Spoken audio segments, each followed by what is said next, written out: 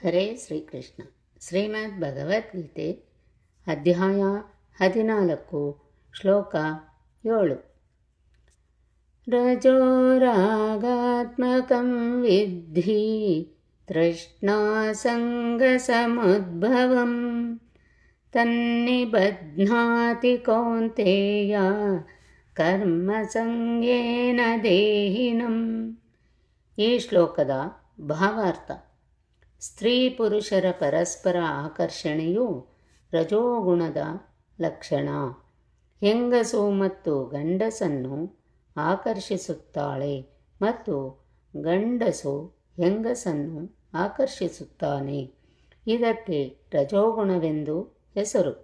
ರಜೋಗುಣವು ಹೆಚ್ಚಾದಾಗ ಮನುಷ್ಯನಿಗೆ ಐಹಿಕ ಭೋಗದ ಹಂಬಲವಾಗುತ್ತದೆ. ಅವನು ಇಂದ್ರಿಯ ತೃಪ್ತಿಯನ್ನು ಬಯಸುತ್ತಾನೆ. ಇಂದ್ರಿಯ ತೃಪ್ತಿಗಾಗಿ ರಜೋಗುಣದ ಮನುಷ್ಯನು ಸಮಾಜದಲ್ಲಿ ಅಥವಾ ದೇಶದಲ್ಲಿ ಗೌರವವನ್ನು ಬಯಸುತ್ತಾನೆ. ಅವನಿಗೆ ಒಳ್ಳೆಯ ಮಕ್ಕಳು, ಹೆಂಡತಿ ಮತ್ತು ಮನೆಗಳಿಂದ ಕೂಡಿದ ಸುಖವಾದ ಸಂಸಾರವು ಬೇಕು. ಇವು ರಜೋಗುಣದಿಂದ ಹುಟ್ಟಿದವು. ಮನುಷ್ಯನಿಗೆ ಈ ಹಂಬಲಗಳು ಇದ್ದಷ್ಟು ದಿನವೂ ಅವನು ಬಹಳ ಕಷ್ಟಪಟ್ಟು ಕೆಲಸ ಮಾಡಬೇಕಾಗುತ್ತದೆ. ಆದುದರಿಂದ ಆತನಿಗೆ ತನ್ನ ಕಾಮ್ಯ ಕರ್ಮಗಳ ಫಲದ ಸಂಗವಾಗುತ್ತದೆ. ಇದರಿಂದ ಅವನು ಅಂತಹ ಚಟುವಟಿಕೆಗಳ ಬಂದಿಯಾಗುತ್ತಾನೆ.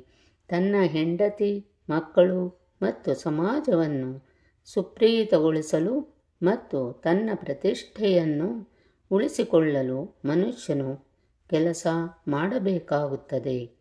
ಆದುದರಿಂದ ಸಮಸ್ತ ಐಹಿಕ ಜಗತ್ತು ಸ್ವಲ್ಪ ಹೆಚ್ಚು ಕಡಿಮೆ ರಜೋಗುಣದಲ್ಲಿದೆ. ರಜೋಗುಣದ ಮಟ್ಟದಲ್ಲಿ ಆಧುನಿಕ ನಾಗರಿಕತೆಯು ಮುಂದುವರೆದಿದೆ ಎಂದು ಭಾವಿಸಲಾಗುತ್ತದೆ. ಹಿಂದಿನ ಕಾಲದಲ್ಲಿ ಮುಂದುವರಿದ ಸ್ಥಿತಿಯು ಸತ್ವಗುಣದಲ್ಲಿದ್ದು ಎಂದು ಭಾವಿಸಲಾಗುತ್ತಿತ್ತು.